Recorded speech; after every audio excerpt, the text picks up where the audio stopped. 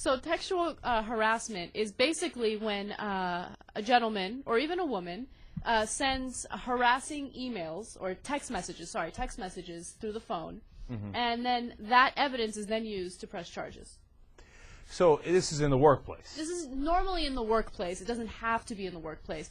But the article that I read mainly has to do with bosses or employers sending sexual harassing emails to their employees. And then the employees have incriminating evidence. Right. Let's say we had an intern in here, and you keep sending him text messages saying, hey, you were looking mighty fine today. Right. You know, you want to hit it and quit it later? He can use that evidence against me. That's textual harassment. Textual harassment.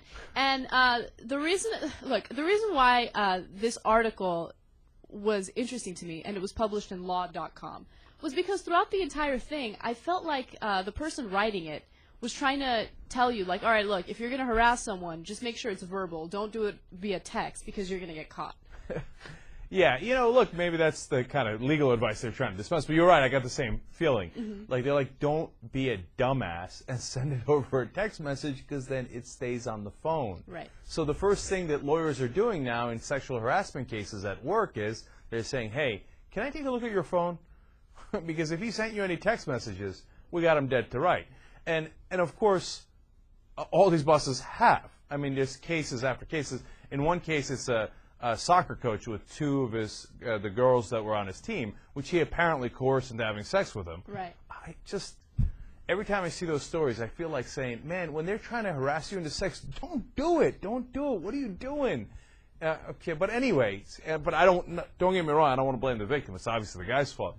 But anyway, so then the jerk, of course, keeps being skeevy, and he's like, oh yeah, come to my place, and undies, or whatever, right? I don't know the specifics of it.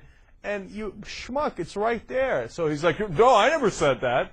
They're like, well, how about this text message? Right. It's like, you know. And then that coach, I believe he had to pay $240,000. No, $450,000. $450,000?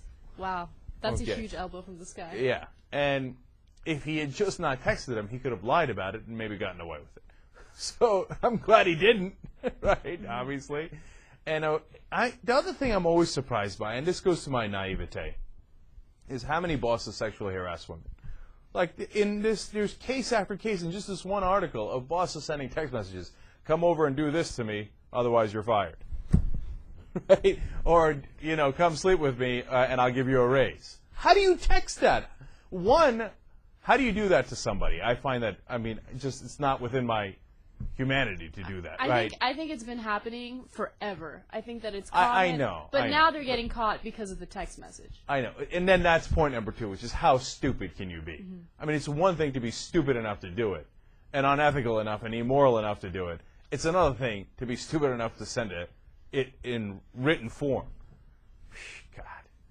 Why don't you write her a letter while you're at it? My dear beloved, I would like to have sex with you, otherwise you're fired. Okay? And then put your stamp on it, like back in the old days. All right, anyway, so watch out for the textual harassment. Watch more clips at theyoungturks.com.